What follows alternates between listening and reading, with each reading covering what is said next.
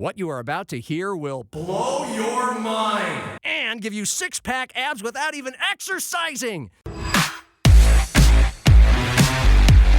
Pull up a bar stool and relax. Hey, who wants to have some fun? You've made it to Happy Hour with John Gaskins. Oh, no. Not again. Get ready for entertaining local and regional sports talk that will change your life. Or not. And by the way, when you're telling these little stories, here's a good idea. Have a point. It makes it so much more interesting for the listener. Here's your host, John Gaskins. Here's Johnny. Hello! Ah! I'm back, baby! I'm back! Hey, happy hour on a Monday. We are at Gibbs Sports Bar on the east side of Sioux Falls, and we are 1 week from game week to 2026 for the Jackrabbits and the Coyotes. And our special guest today is one of the all-time Yotes in school history, Scott Jones, quarterback on the 1985 national semifinal team and the team that made it to the national championship game in '86, both ending in losses to the Bison. He is one of the biggest boosters USD has. Literally gave the biggest private family gift to the athletic department in history until Danny Sanford had to top him with a $20 million gift last year. So Scott will join us to talk about his decorated past, part of history with Bob Burns and O'Gorman in the early 80s, and then his time at USD, and where he sees all of this headed, included perhaps to the FBS as a major investor in the program. We're going to talk to some Yotes later this week, including the coordinators, couple players. Last week was SDSU Media Day, and we talked to several Jackrabbits, both coordinators, Dan Jackson and John Stiegelmeier. And we got a lot of great material to get you ready for football, some insights, some opinions, but the strongest thing, or the strongest reaction to anything we did last week in Brookings, came not from Dan Jackson or John Stiegelmeier, either coordinator, Chase Mason, or even Carter Sitzman, the it kid on the defense. That's coined by me, the Wayne State transfer who's going to wreak havoc. It came from a former walk-on who's returning at defensive end, and this got more traction than anything.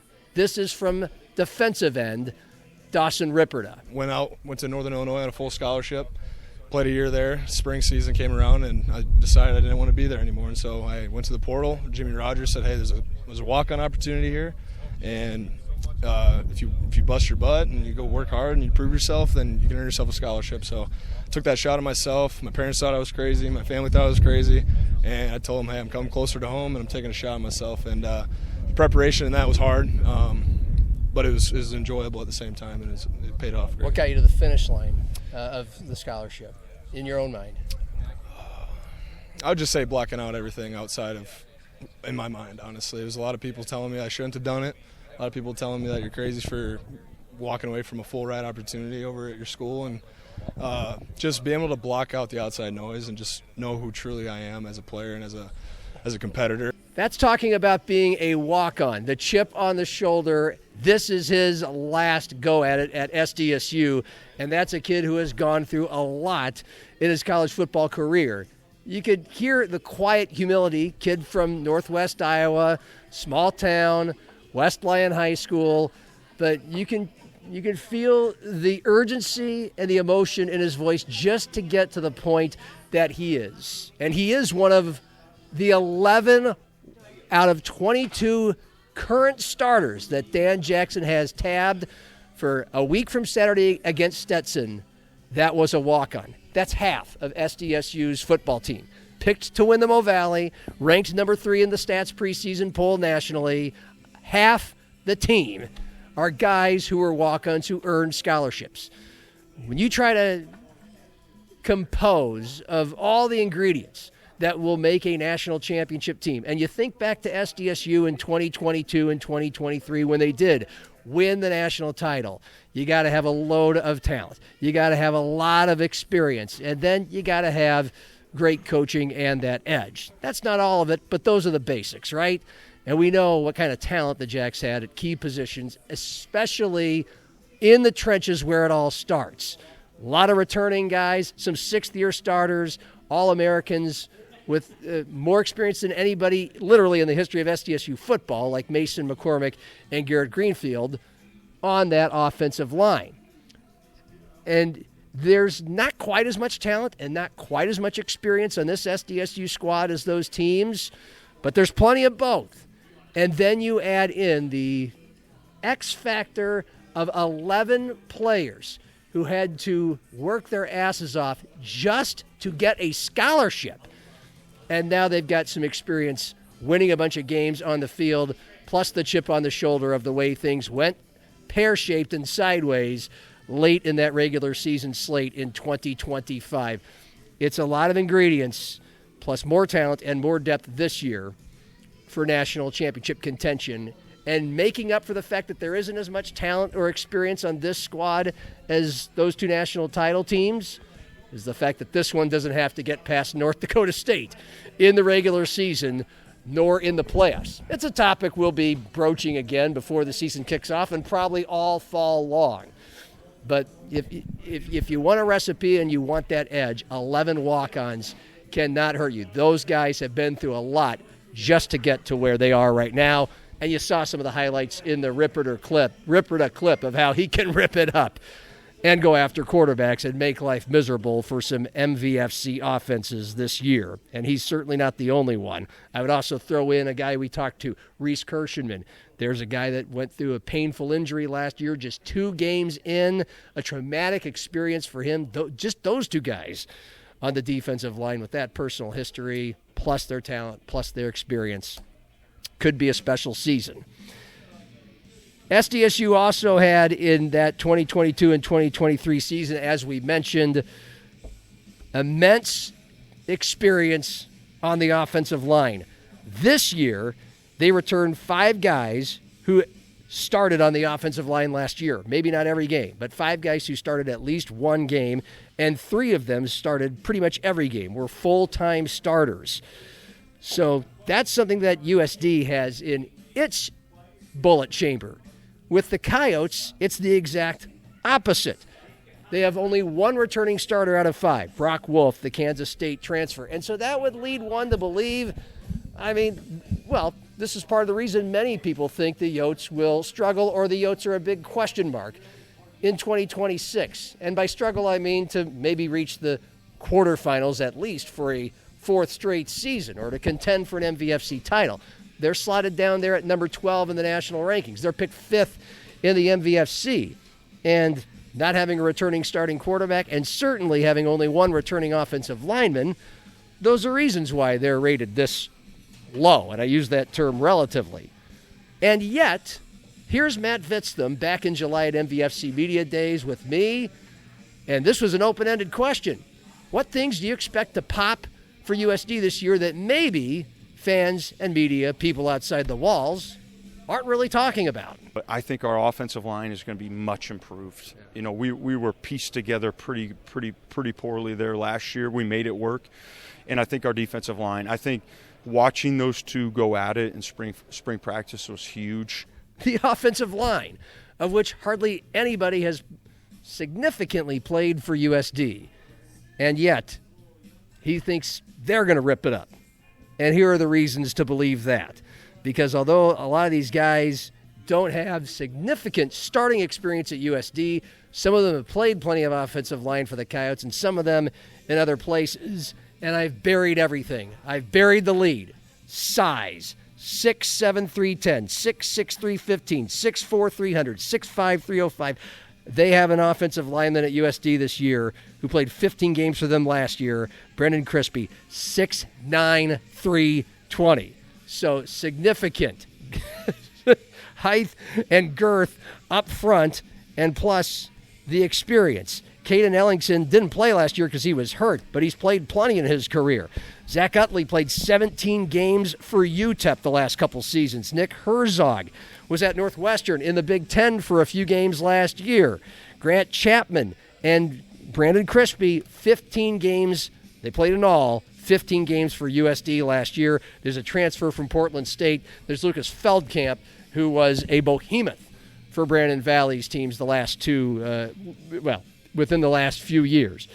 You add all that up, and maybe that is why Matt Vitztham feels great about a spot which you would expect to be a point of struggle for USD this year. The Yotes had a scrimmage in the Dome on Sunday. Matt Zimmer wrote about it at Sioux Falls Live. The A topic of the Yotes this fall is, of course, the quarterback spot. A week ago, Matt discovered that Austin Majewski had vaulted into the front runner to be the starter. This is the freshman from Colorado, a two-time Gatorade Player of the Year in that state. But on Sunday, he struggled, and so did both of the other candidates, Jackson Proctor and Nevin Cremascoli, both seniors. So Matt Vitztham's latest remarks about the quarterback spot were this in Matt Zimmer's Sioux Falls Live article. First of all, before I read those, it doesn't seem like much has really changed. That Majewski has not quite been overtaken because both of the other guys have struggled. But Vitztham said, I can tell you this, the last 10 days have been really, really difficult on them. We've thrown the kitchen sink at them, the 4-minute offense, the 2-minute offense, the end of half, all of it. And plus they have a pretty salty defense as well at USD. And so Zimmer asked the new head coach, does that mean he's open to playing more than one quarterback on August 29th against Central Connecticut State, who's not a pushover like SDSU's first opponent, Stetson? And Vitztham said, I think there's a possibility of doing that, playing multiple quarterbacks to bring out their skill sets. What I want right now is to go in and watch tape. We made it very clear. Sunday's scrimmage was a big evaluation piece of the decision we're eventually going to have to make, and we feel good about our process that we're going to do that. So there you go. The quarterback situation at USD far from resolved, even though it looked like we had a front runner a week ago. And then we get to the Minnesota Vikings and their quarterback position. Kyler Murray was named starter last week. We thought that would be the case all along. Put in a guy that's a proven 7-year starter, bad teams, bad O-lines, bad organization, the Cardinals, put him in a much better spot in Minnesota, and he's going to do better than J.J. McCarthy, even if he doesn't head and shoulders win the fall camp battle. And those two guys had an evaluation opportunity on Saturday in New York against the Giants in the first preseason game. So what did we learn in real, quote-unquote, real work? Well, Kyler Murray was out there for just one series, completed 3 short passes. It ended up in a field goal. And according to Ben Lieber, this is nothing to be alarmed or even underwhelmed by if you're a Vikings fan. They weren't calling plays to evaluate Kyler Murray's play. They were calling plays to run the offense.